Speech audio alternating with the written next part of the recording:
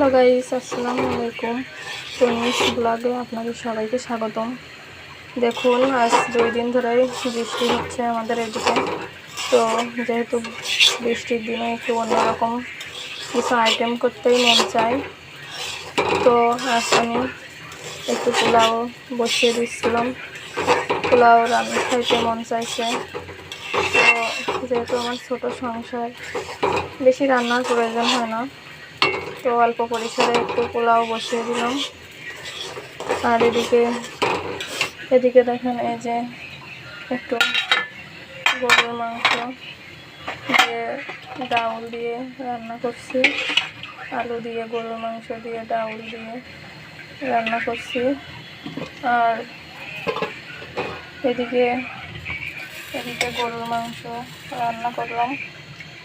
যেহেতু আমরা ছোট্ট সংসার, সেহেতু অল্প পরিসরেই রান্না করছি। আমার আবার এক তরকারি বারবার খেতে ভালো লাগে না, সেহেতু অল্প করেই 2টা আইটেম বসিয়ে দিলাম। তো আসলে এদিকে আর একটু ভেন্ডির তরকারি আছে, এটা অল্প পরিসরেই আছে। তো আমার পোলাওটা ভাজা প্রায় শেষ হয়ে গেছে,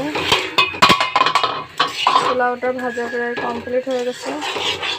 তো আমি এবার একটু পানিটা দিয়ে দিই। এদিকে পানি ফুটাতে দিয়েছি, এই যে দেখুন পানিটা প্রায় ফুটে গেছে। আবার একটু চুলার জাল বাড়িয়ে দিলাম। এদিকে আমি পোলাওটা আবার একটু নেড়ে নিই।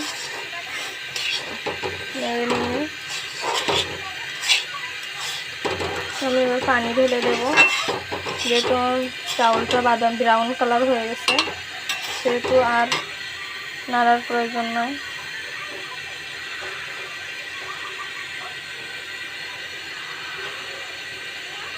আমার এই আশা করছি সবাই বর্ষার দিনে রেসিপিটাকে সবাই রান্না করেন। তো আমিও আজকে একটু ভিন্ন আইটেম বসিয়ে দিলাম। শরীরটা খুব বেশি ভালো নেই।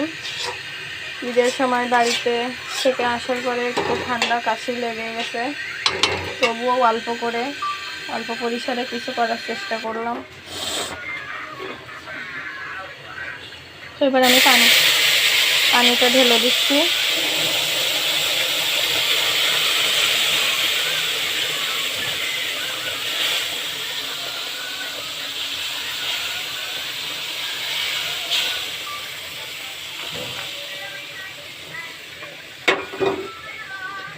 পানিটা দিয়ে দিলাম।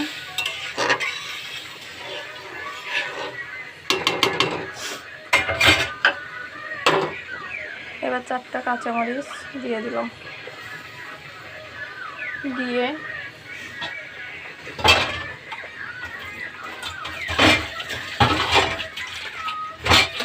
এবার আমি ঢাকনা দিয়ে ঢেকে দিয়ে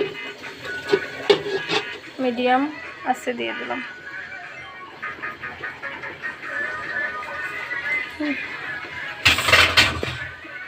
এদিকে পেঁয়াজের বেরেস্তা করে রেখেছি অল্প করে। আশা করছি ভিডিওটি আপনাদের ভালো লেগেছে, লাগবে কিনা জানি না। সবাই ভালো থাকবেন, আর এরকম যেন আরও ভিডিও দিতে পারি।